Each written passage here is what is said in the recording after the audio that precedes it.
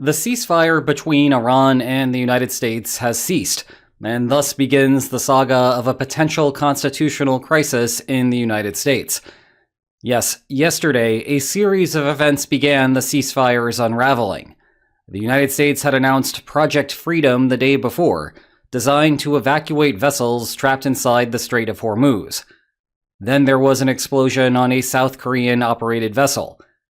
Plus, we had Trump announce that the United States had shot down 7 speedboats in the area after they apparently presented a threat to part of the U.S. fleet. CENTCOM instead said it was 6 boats.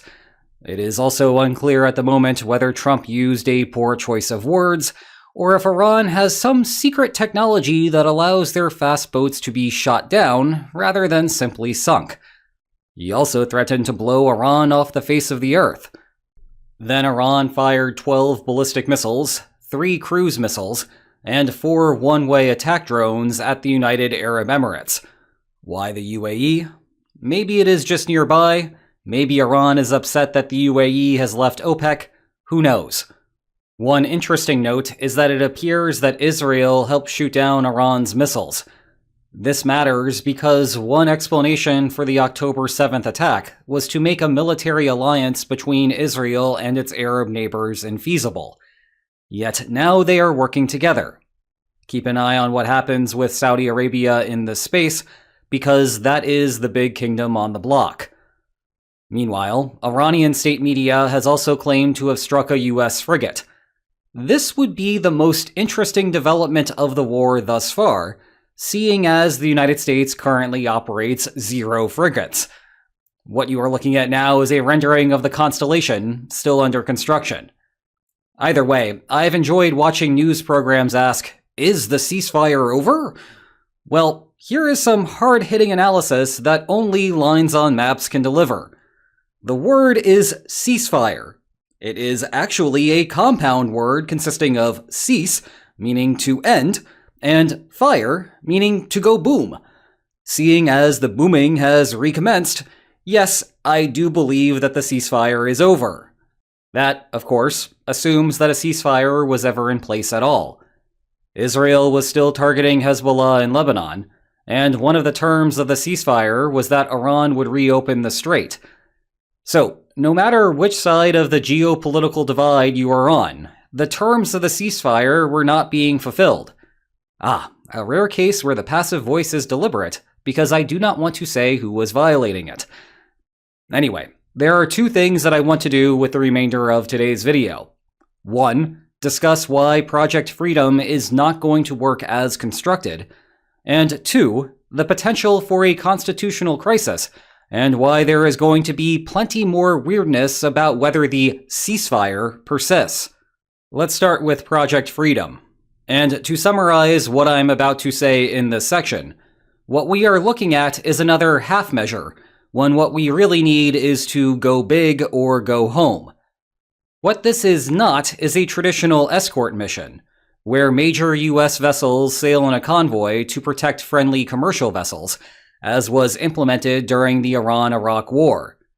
That would at least have some chance of working, though for reasons we will explain in a second, I understand why the United States is not pursuing that method.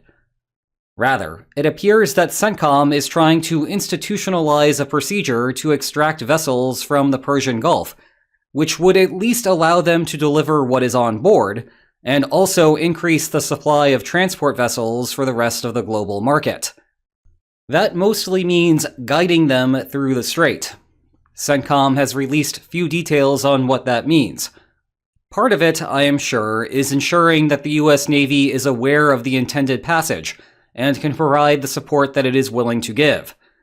Part of it is likely coordinating with the US Navy on a trajectory that has recently been scanned and cleared of mines.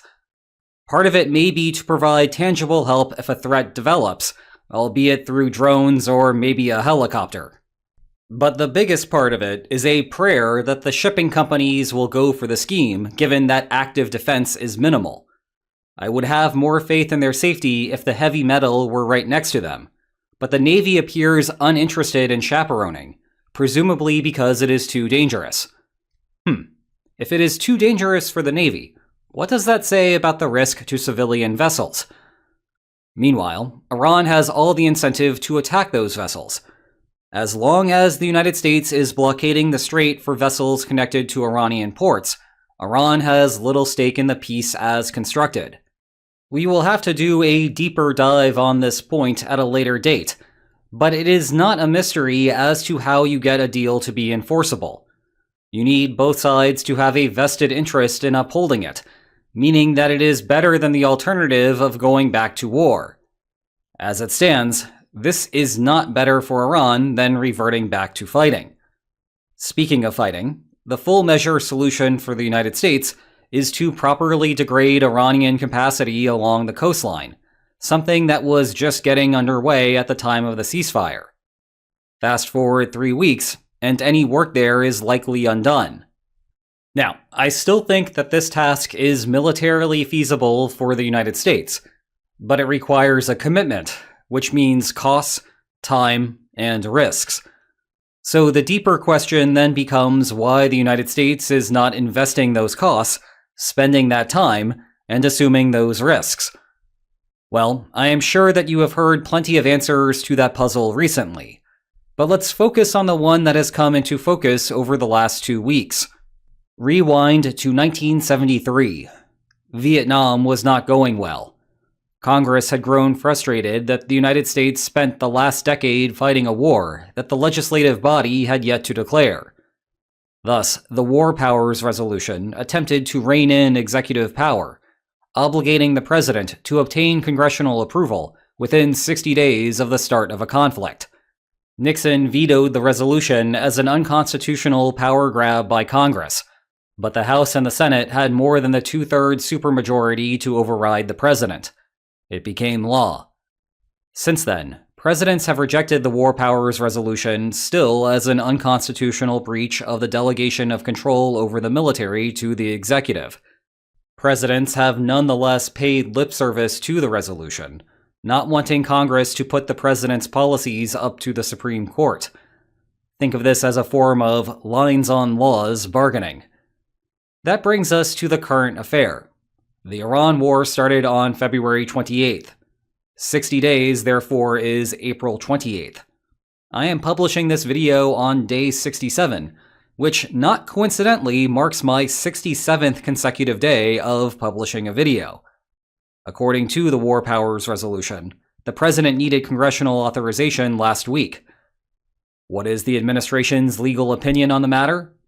Hegseth testified in front of Congress last week and came prepared with a legal theory. Yes, 60 days had passed, but it has not been 60 days of active hostilities. The ceasefire essentially stopped the clock as it relates to the War Powers Resolution. This logic also helps explain the administration's reaction to the shooting resuming. Despite the firing no longer being ceased, we are still in a ceasefire, because suggesting otherwise would restart that clock. May 25th would be the new deadline if it came to that. So what happens next? Let's suppose that the firing continues throughout that period. Or perhaps there are a handful of days where the parties observe a de facto ceasefire.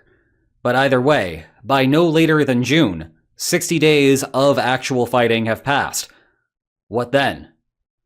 As a starting point, I do not imagine that the Trump administration will care.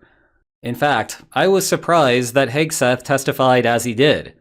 I would have guessed beforehand that the administration would claim that the War Powers Resolution only covers 60 days of continuous hostilities. So if you go 59 days, then observe a ceasefire, and then the war restarts, it would be another 60 days before our 60-day limit kicks in. Instead, Trump could adopt the same theory that the Obama administration presented for Libya. The War Powers Resolution does not apply here because there are no boots on the ground, and therefore the risk to U.S. service personnel is minimal. However, Obama also claimed that the United States was not the primary combatant, but rather was in a support role for Libyan rebels, something that Trump cannot claim because the United States put the cart before the horse there. In terms of direct congressional intervention, I am not expecting much here. Both chambers remain under Republican control, and while the war has been incredibly unpopular, we still have not seen a significant number of breaks from the administration by congressional Republicans. That might change as the November midterms draw near and the polling numbers have more bite, but that remains a hypothetical for now. Here is the thing, though. Existing laws do not need continuous approval in Washington for them to still be binding.